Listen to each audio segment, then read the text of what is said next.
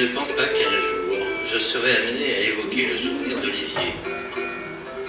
Cependant, j'en suis très honoré.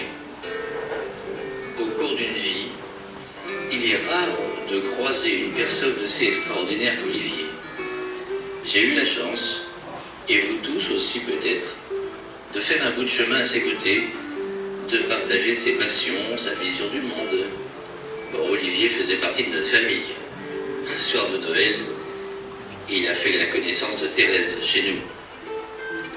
Nous nous sommes rencontrés lors des réunions de l'Association française des artistes et prestidigitateurs, rue Saint-Honoré à Paris, dans les années 80 peut-être.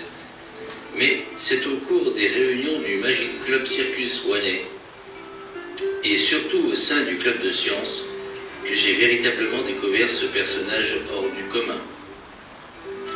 Il a enrichi et coloré nos séances avec sa touche magique, avec les 1000 cassettes qu'il fabriquait pour chacun de nous, sa passion pour la découverte et l'innovation, ses coups de gueule aussi, ou ses éclats de rire.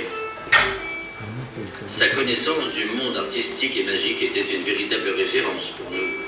Si vous saviez le nombre d'heures que nous avons passées ensemble à décortiquer un spectacle, à préparer un scénario pour un nouvel effet magique, ou mettre au point un trucage, j'ai beaucoup appris à ses côtés.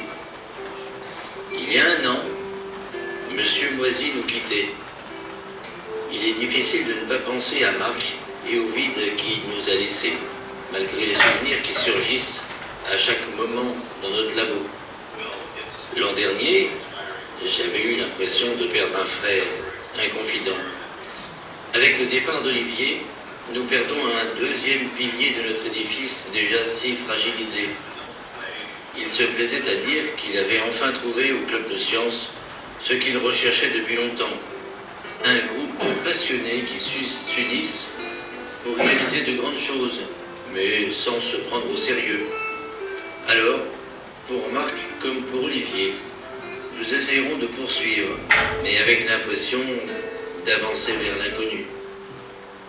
Il aimait tellement la vie, il adorait nous surprendre et se passionner pour les défis.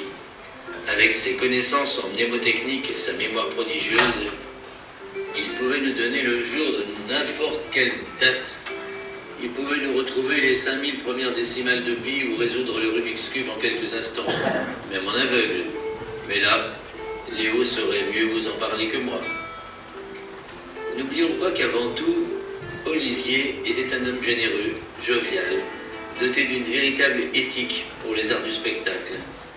Il était devenu magicien, un créateur d'illusions bien connu même au-delà de nos frontières.